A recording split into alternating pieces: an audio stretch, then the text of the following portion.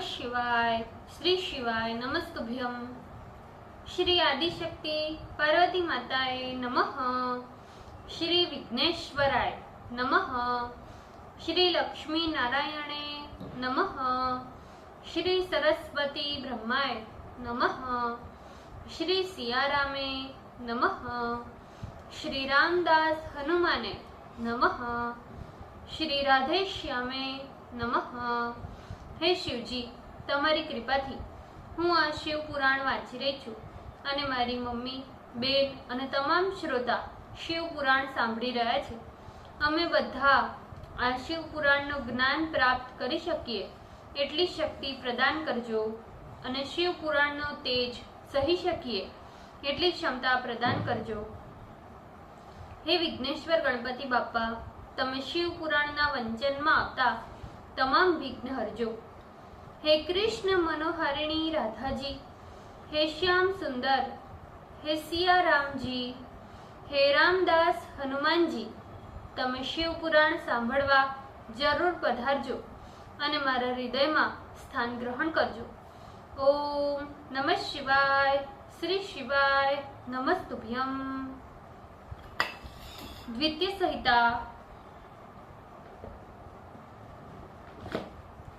षष्ठो अध्याय मैना द्वारा पार्वती की उत्पत्ति, पेज नंबर 477। ब्रह्मा जी बोले, हे नारद, कुछ काल बीतने पर उन दोनों स्त्री पुरुषों ने भक्ति पूर्वक भवानी एवं शंकर का स्मरण करते हुए प्रार्थना की कि जगदम्बा देव कार्य के निमित्त हमारे यहाँ प्रकट हो। इधर भगवती चंडिका ने अपने पिता के यज्ञ में योग द्वारा शरीर त्यागने के पश्चात मैना में जन्म लेने का विचार किया। प्रसन्न होने पर संपूर्ण कामनाओं को पूर्ण करने वाली उस महेश्वरी ने अपना वचन सत्य करने हेतु पूर्णांश से हिमालय के चित्त में प्रवेश किया। उस समय महामनस्वी वह हिमालय प्रसन्नता से अपूर्व कांति संपन्न होकर अपने तेज से अग्नि के समान दुर्धर्ष हो गया। तब गिरिराज ने शिवा भगवती के उस अंश को कल्याणकारी समय में अपनी प्रिया मैना में समाधि के द्वारा स्थापित किया। इस प्रकार चित्त में निवास करने वाली करुणा वर्णालया भगवती की कृपा से उस मैना ने हिमालय को सुख देने वाला गर्भ धारण किया। संपूर्ण जगत को आश्रय देने वाली उस भगवती के गर्भ में आते ही तेजो मंडल के मध्य में स्थित हुई वह मैना अत्यंत शोभा को प्राप्त हुई। मैना ने अपने पति को सुख देने वाली देवताओं के आनंद का कारणभूत तथा उनका समस्त इप्सित पूर्ण करने वाला गर्भ लक्षण धारण किया। देह के दुर्बल हो जाने से वह अपने संपूर्ण आभूषणों को धारण करने में असमर्थ हो गई। उसका मुखमंडल लोध के समान स्वच्छ वर्ण का हो गया।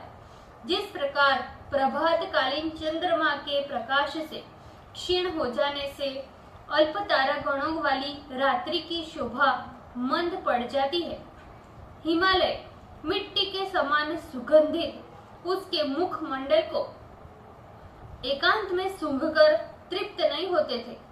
गर्भ धारण करने के कारण मैना ने उनका प्रेमाधिक्य होने लगा।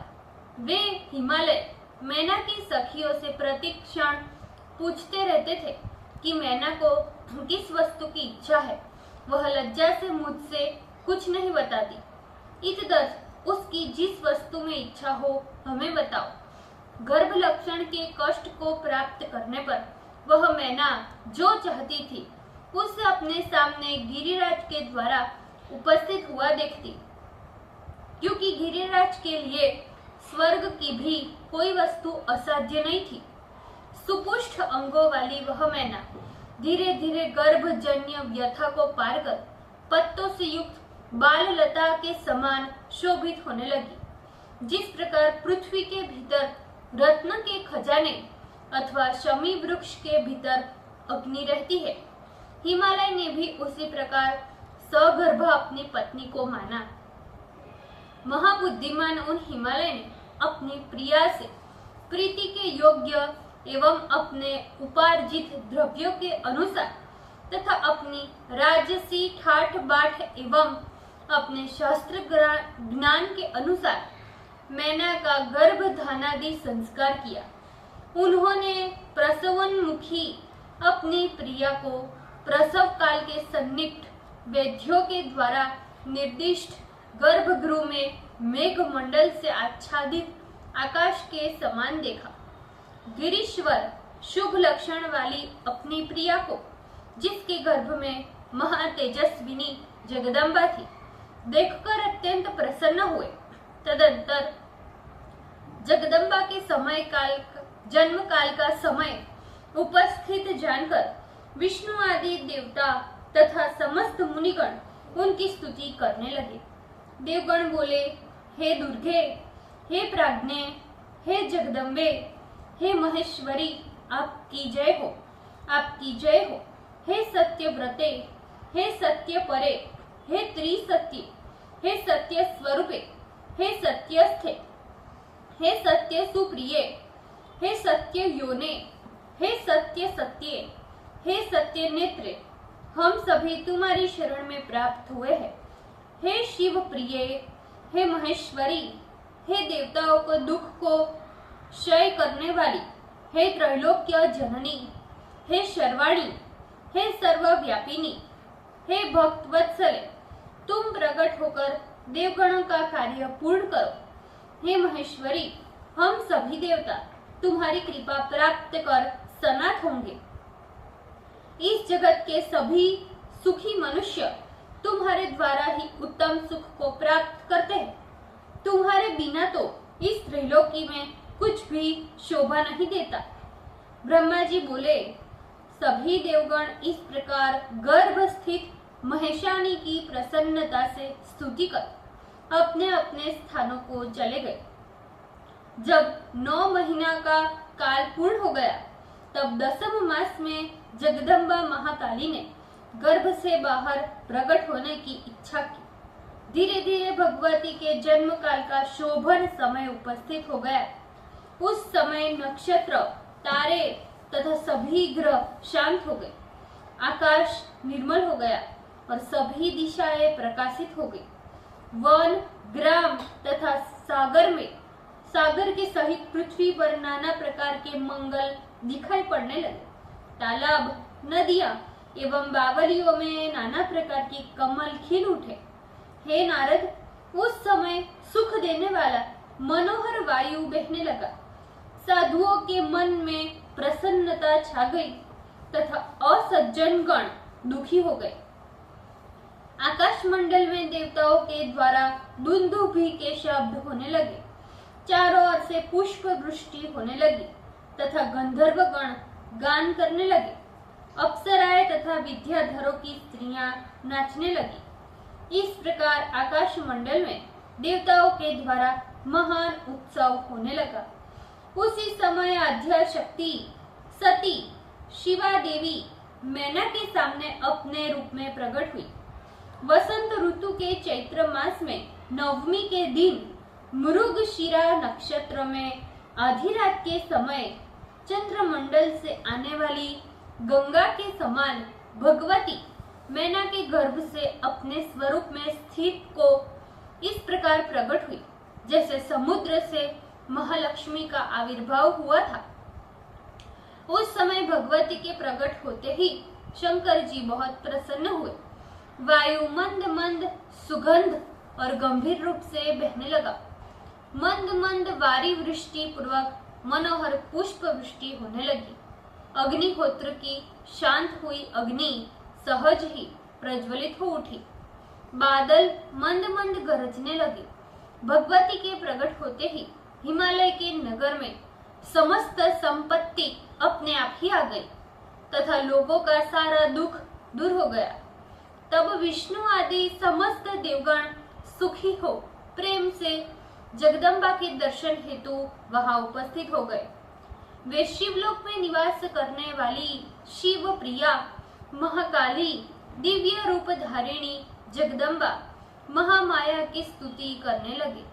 देवताओं ने कहा, हे जगदम्बा, हे महादेवी, हे सर्व सिद्धि विधायिनी, तुम हम सब देवताओं के कार्य को करने वाली हो, इसलिए हम सभी आपको प्रणाम करते हैं। हे भक्त वत्सले, तुम देवताओं का कल्याण करो। तुमने जिस प्रकार मैना का मनोरथ पूर्ण किया, उसी प्रकार अब शिव का भी मनोरथ पूर्ण करो। ब्रह्मा जी बोले, इस प्रकार से विष्णु आदि समस्त देवगण शिवा पार्वती की स्तुति कर उन्हीं को अपना शरणीय समझते हुए प्रणाम कर अपने अपने स्थानों को चले गए। हे नारद, नील कमल के समान कांतिमयी उस श्यामा भगवती को देखकर मैना परम प्रसन्न हो गई। भगवती के उस दिव्य रूप को देखते ही मैना को ज्ञान प्राप्त हो गया। वह उन्हें परमेशानी जानकर उनकी स्तुति करने लगी। मैना बोली, हे जगदम्बे, हे महेशानी, तुमने बड़ी कृपा की। हे अंबिके, जो तुम मेरे आगे आविर्भूत होकर प्रत्यक्ष रूप से दिखाई पड़ती हो। हे शिवे, तुम सभी शक्तियों की आद्या तथा त्रिलोक जननी हो। हे देवी, तुम पराम्बिका सर्वदेव वस्तुता तथा शिव प्रिया हो। हे महेशानी, अब कृपा कर ध्यान गम्य होते हुए भी तुम इसी रूप से मेरी कन्या के रूप में प्रत्यक्ष आविर्भूत होकर दर्शन दो। ब्रह्मा जी बोले, इस प्रकार हिमाचल प्रिया मैना के वचन सुनकर भगवती प्रसन्न हो गिरि प्रिया से बोली, हे मैंने, तुमने पूर्व काल में मेरी बहुत सेवा की है। मैं तुम्हारी भक्ति से अत्यंत प्रसन्न होकर वर देने के लिए तुम्हारे समीप गई और तुमसे कहा कि वर मांगो। तब तुमने कहा कि हे महादेवी, तुम मेरी कन्या के रूप में प्रकट होकर देवताओं का हित कर। अब मैं आदर से वर देकर अपने स्थान को चली गई। हे गिरि प्रिय, अब समय आने पर मैं तुम्हारी कन्या के रूप में प्राप्त हुई हूँ। मैंने ये दिव्य रूप इसीलिए धारण किया है कि तुम्हें पूर्व जन्म की बात स्मरण कराओ, अन्यथा मनुष्य तो रूप धारण करने पर तुम मुझे नहीं जान पाओगे। अब तुम दोनों पुत्री भाव से अथवा दिव्य भाव से स्नेह पूर्वक बारंबार मेरा स्मरण करो, जिससे मेरी गति प्राप्त हो जाए। मैं तुमसे जन्म लेकर पृथ्वी में नाना प्रकार की अद्भुत लीला करती हुई देव कार्य करूंगी और शिव पत्नी बनकर सज्जनों को संसार सागर से पार करूंगी। ब्रह्मा जी बोले, हे नारद, इतना कहने के अनंतर शिवा ने मौन धारण कर लिया। फिर अपनी माया से माता के देखते देखते तत्काल कन्या का रूप धारण कर बालिका बन गई। ओम नमः शिवाय। श्री शिवाय नमस्तुभ्यम। ભૂલ ચૂક માફ કરજો શિવજી, કૃપા રાખજો। આજના શિવપુરાણના વંચનનું પુણ્ય મને પ્રદાન કરજો શિવજી।